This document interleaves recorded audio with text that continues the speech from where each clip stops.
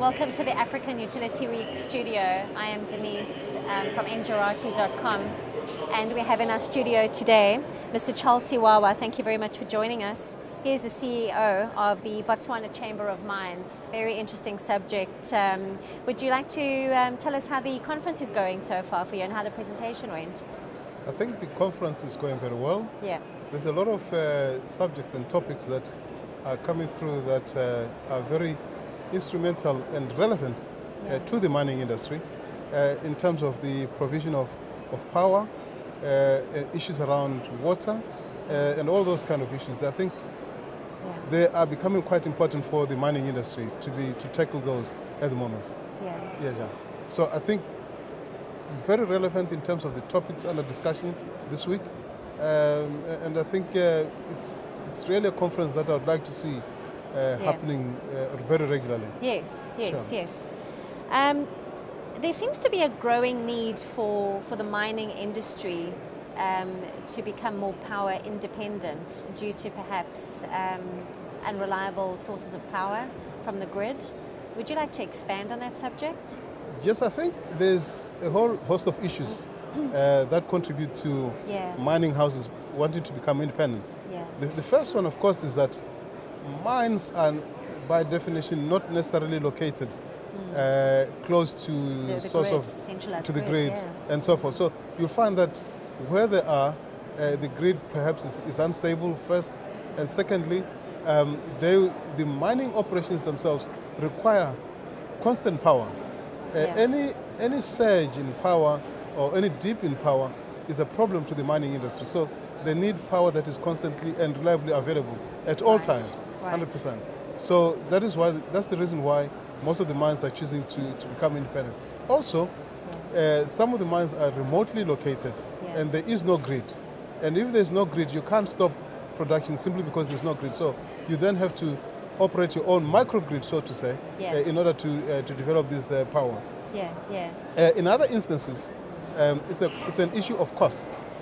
Finding that some of the to get power to your location could be quite expensive. Whereas if you develop your own microgrid, it could come out a little bit cheaper than if you're dependent on the main grid.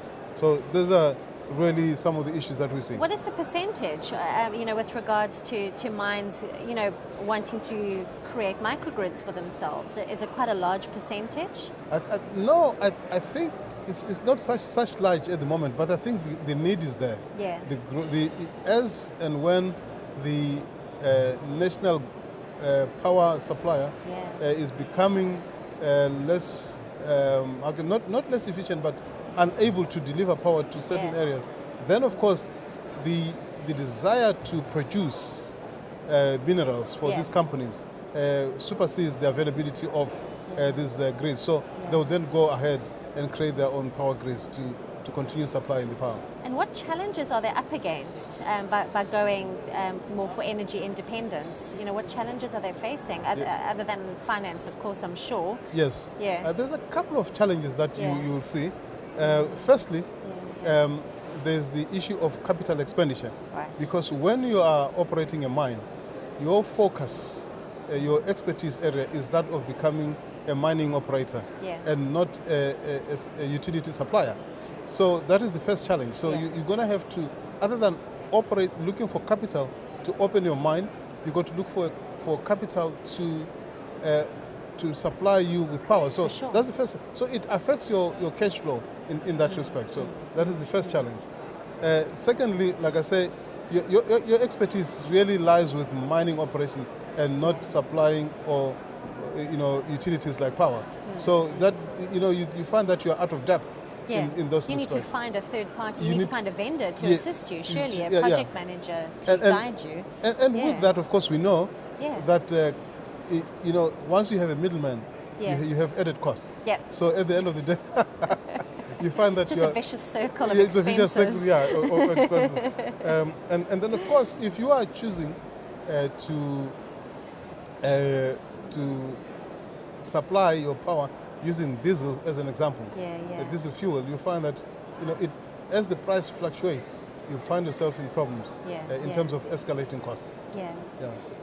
Are there any exciting developments that you've picked up on recently within the mining industry? You know, with these huge power consumers, you know, creating their own power. Are there any exciting developments that you can pick on and expand on a bit? Well, I think the first thing is that the microgrids Yeah. are becoming more stable because you are now utilizing more stable entities to supply your power. Yeah. We've seen in the past 6 months or so the fuel price, diesel price, having gone significantly down. So that has also helped these companies to be able to strengthen their ability to generate power. Let's not forget that microgrids have always historically been there. Yes. And we've used diesel. But the diesel price went up to the extent that it became unaffordable to do that. Yeah. But now I think with the price of diesel having gone down, it's actually bringing back that issue of having to create these microgrids. Now, what about clean power? Are they looking at wind turbines? Are they looking at solar farms? Yes. Also, I was coming to that. The issue of wind turbines and solar farms is becoming more fashionable. Yes. But remember that your mining operations run 24 hours a day, so they would need to have storage, and that is one of the biggest disadvantages of running with this. So what the companies tend to do is to run solar during the day and diesel during the night. So you have a combination of both. And there are batteries on the market. I mean, we were obviously, Tesla is a big fashionable word during the course of this conference with their batteries that they've brought out. You know, it's competitive, and you know, they've put them out on the shelves, and I think they've sold out you know, very quickly. Is the mining industry looking at this option? Yes. You know, looking at batteries? Is it too expensive? Is there perhaps maybe not a suitable solution at this point for the industry? You must remember that, you know, power, electricity, is one of the big inputs in the mining operations. Yeah. So if you can have a combination of solar power or wind energy together with storage facilities that still come out at the same cost as coal generated power or less, I think the industry will go for that. So there's no doubt that the industry is seriously looking at these issues. Yeah. If we can find storage capacity that will come in at cheaper than what we're currently doing, I think we'll definitely go for that. Well, I think, you know, with solar prices coming down significantly over the years, and with the research and development into energy storage solutions, you know, with Tesla coming onto the shelves at reasonably competitive rates, I reckon that might be a reality in a few years' time. There definitely seems to be an urgency and a need for good storage solutions. Yes, definitely. Where do you see your industry in 10 years' time with regards to power supply, having a good, solid, reliable power supply that, you know, the mining industry can just carry on with, you know, good business and carry on doing what they do best? I think there's no doubt, you know, the mining industry is looking towards clean fuel technology. Yeah. So even with the coal generation, you know, there is research going on to try and produce that fuel or that energy using clean coal technology.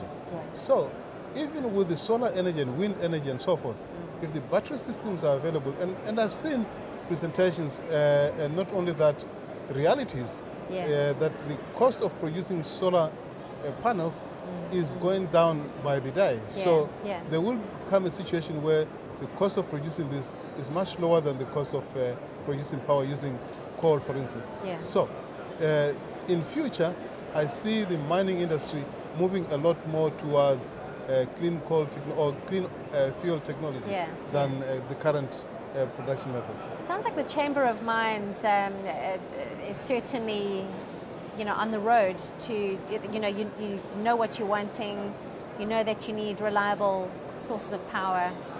Where does that leave the utility? Is this making them a bit nervous that you're creating your own power and that you're going off the grid completely perhaps in a few years' time? I think it would be wrong to say no, they are not nervous. Yeah. Because in the country where I come from, and indeed in a lot more other countries, you'll find that mining industry consumes about 50% of the national grid. That's a huge consumer. It's a very huge consumer.